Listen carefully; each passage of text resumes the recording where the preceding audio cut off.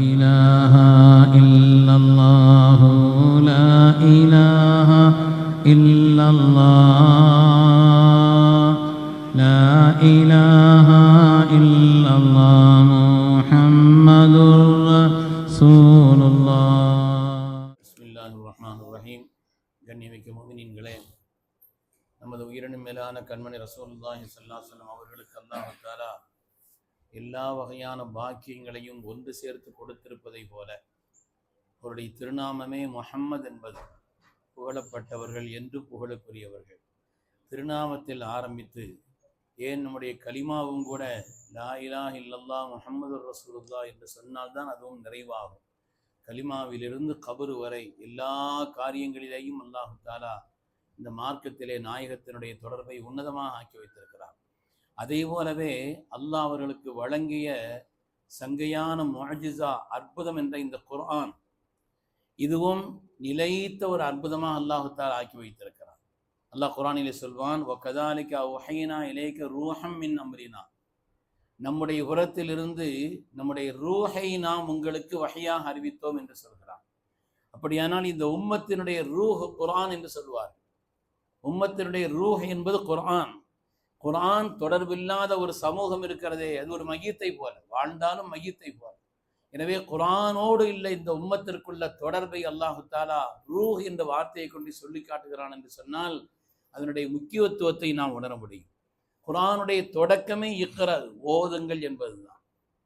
ஸல்லல்லாஹு பணிகளிலே முதலாவது பணியே யத்லு அலைஹிம் ஆயாத்திஹி, குர்ஆனை ஓதி காண்பிப்பார்.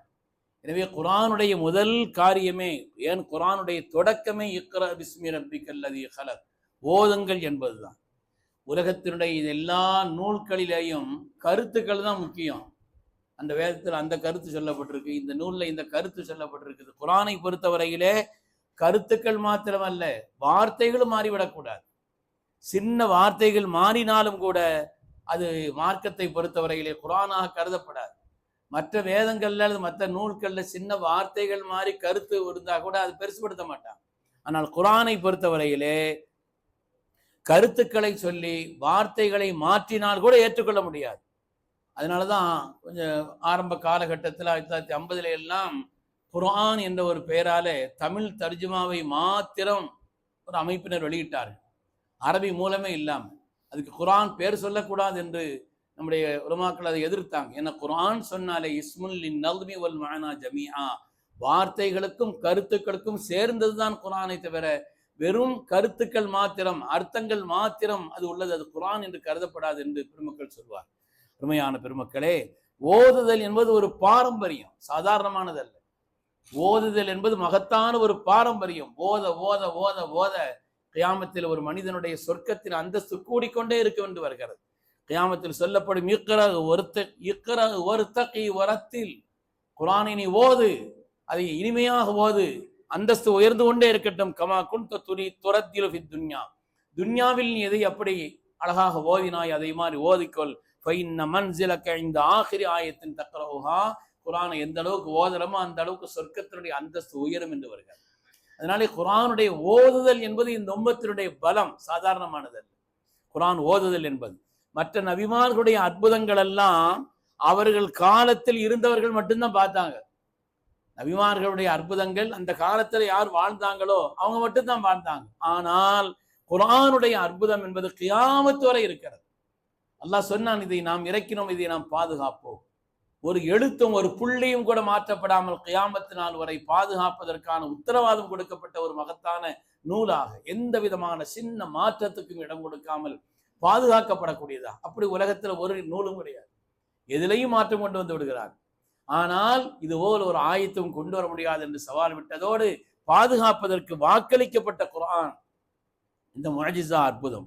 அது மாதிரி குர்ஆன் உலகத்துல எந்த வேதங்களும் ஓதப்படுவதில்லை, உலகத்துல எந்த வேதங்களும் ஓதப்படுவதில்லை. அருளப்பட்ட மொழியிலும் கூட அந்த வேதங்கள் இல்லை. உலகத்தில் சில வேதங்கள் அருளப்பட்டது சில மொழிகளிலே, அந்த மொழிகள் எல்லாம் இன்று டெட் லாங்குவேஜ்னு சொல்ற, அது செத்த மொழிகளாக இருக்கிறது, நடைமுறையிலே உள்ள ஒரு மொழிகளாக இல்லை. ஆனால் குர்ஆன் மாத்திரம்தான் இறக்கப்பட்ட மொழியில் இருக்கிறது, ஓதப்படக்கூடிய வேதத்தில் ஒன்றாக இருக்கிறது. அது ஓதப்படுவதால் தான் எந்தவித மாற்றங்களுக்கும் இடம் கொடுக்காமல் இருக்கிறது. உலகத்துல மற்ற வேதக்காரங்கள்லாம் அதனுடைய வேதங்கள் ஓதப்படாத காரணத்தினால கருத்தை மாத்தி எதையாவது சொல்லிடுறாங்க. அல்லாஹ் குர்ஆன்ல சொல்வான், ரஹ்பானியத்தின் இப்ததஉஹா மா கதபனா அலைஹிம், துறவரங்களை சில பேர் தங்களுக்கு நூதனமா உண்டாக்கி கொள்கிறார்கள். எந்த வேதத்திலும் நாம துறவரத்தை பேணணும்லாம் சொல்லல, துறவரம் இருக்கணும்லாம் சொல்லவே இல்லைங்கிறான். வேதத்தில் சொல்லப்படாத ஒரு துறவரத்தை இருப்பதாக அவர்கள் மாற்றினால் என்று சொன்னால் அந்த வேதம் ஓதப்படுவது. தங்களுடைய இறையியல் கொள்கையே மாற்ற வந்துருச்சு. ஆத்திகம் நாத்திகம்னா, ஆத்திகம் என்பது அதனுடைய அடிப்படை இறை கொள்கை தான்.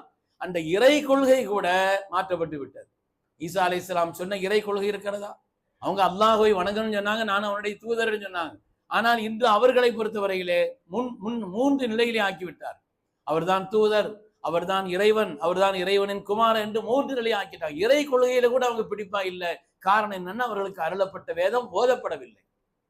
ஆனால் குர்ஆன் குல் ஹுவல்லாஹு அஹத், அது ஓதப்படுகிற காரணத்தினால் அல்லாஹு தஆலா ஒருவன் என்ற அந்த சத்திய வாக்கினுடைய வலிமை நடைமுறை உலகத்தில் இருந்து கொண்டே இருக்கிறது. பெருமக்களே, ஓதுவது என்பது ரப்பு வரை நமக்குள்ள தொடரும் பாரம்பரியம். நம்ம ஒரு வார்த்தையை சொல்றோம்னு வைங்க, இது நாம மாத்திரம் சொல்லல, இந்த வார்த்தையை சொன்னவர்கள் நாம், சொல்கிறவர்கள் ஓதுகிறவர்கள் நாம், இதை நமக்கு சொல்லி தந்தவர்கள் பெருமக்கள், அதற்கு சொல்லி தந்தவர்கள் மேன்மக்கள், சென்று சென்று சென்று சஹாபாக்கள், அப்புறம் ஸல்லல்லாஹு அலைஹி வஸல்லம் அவர்களுக்கு ஜிப்ரீல் அலைஹிஸ்ஸலாம் ஓதி கொடுத்தார்கள். அவர்களுக்கு அல்லாஹ் தஆலா இறக்கி வைத்தார். ஒரு வார்த்தை சொல்கிறோம் என்று சொன்னால் அது ரப்பு வரை தொடர்புள்ளது. அது மாதிரி இன்னைக்கு உலகத்தில் உள்ள குர்ஆன் என்பது இருக்கிறதே, ஒரு ஊர்ல மாத்திரம் ஓதக்கூடிய குர்ஆன் அல்ல. உலகத்தின் எந்த நாடாக இருந்தாலும், ஆசிய நாடான இந்தோனேஷியாவாக இருந்தாலும் சரி, ஆப்பிரிக்காவினுடைய நாடான மொரோக்கோவாக இருந்தாலும் சரி, ஐரோப்பிய நாடான துருக்கியா இருந்தாலும் சரி, அமெரிக்காவினுடைய மெக்சிகோவா இருந்தாலும் சரி, அது மாதிரி ஆஸ்திரேலியாவினுடைய மெல்பேர்னா இருந்தாலும் சரி, எந்த நாட்டிலும் எல்லாரையும் குர்ஆன் இணைக்கிறது, ஒன்றிணைக்கிறது. அதனுடைய பாரம்பரியமும் உன்னதமானது, அதனுடைய தொடரும் உலகத்தை இணைக்கக்கூடிய மகத்தானது குர்ஆன். அது ஓதப்பட வேண்டும், அதுதான் அதனுடைய முதல் கடமை. இதில் செய்தனா இமாம் அஹ்மது பின் ஹம்பல் ரலியல்லாஹு தஆலா இடத்தில் கேட்கப்பட்டது, ரப்பை நெருங்குவதற்கான வழி என்னவென்று அவர்களுக்கு சொல்ல கேட்கப்பட்ட நேரத்தில் அவங்க சொன்னாங்க, குர்ஆனை அதிகமாக ஓதுவது. விளங்கி ஓதனா தானு கேட்டாங்க. பிஃபஹமின் அவ் பிகைரி ஃபஹமின், விளங்கி ஓதினாலும் அந்தஸ்து தான், விளங்காம அந்த வார்த்தை சொன்னாலும் உங்களுக்கு அந்தஸ்து தான், ரப்பினுடைய நெருக்கத்தை தேடித்தரும் என்று சொன்னார். அதனாலே குர்ஆன் ஓதுவது என்பதை நம்முடைய வாழ்க்கையில் நியமமாக ஆக்கி கொள்ள வேண்டும். குர்ஆன் ஓதாத சமுதாயம் தான் அதை விட்டுவிட்ட ஒரு சமுதாயம், மையத்தை போல் இந்த ஆயத்திற்கு விளக்கம் சொல்வார். அருமையான பெருமக்களை, அல்லாஹு தஆலா நமக்கு அருளிய மாண்பான கண்ணியமான இறை அற்புதமான குர்ஆனை நாம் கல்விலே ஆழ பதித்து அதை ஓதக்கூடிய, நியமமாக ஓதக்கூடிய நல்ல உம்மத்துகளில் அல்லாஹ் நம் எல்லோரையும் கபூல் செய்தருள்வானாக. ஆமீன் ஆமீன் யா ரப்பல் ஆலமீன். வ ஆகிரு தஅவானா அல்ஹம்துலில்லாஹி ரப்பில் ஆலமீன்.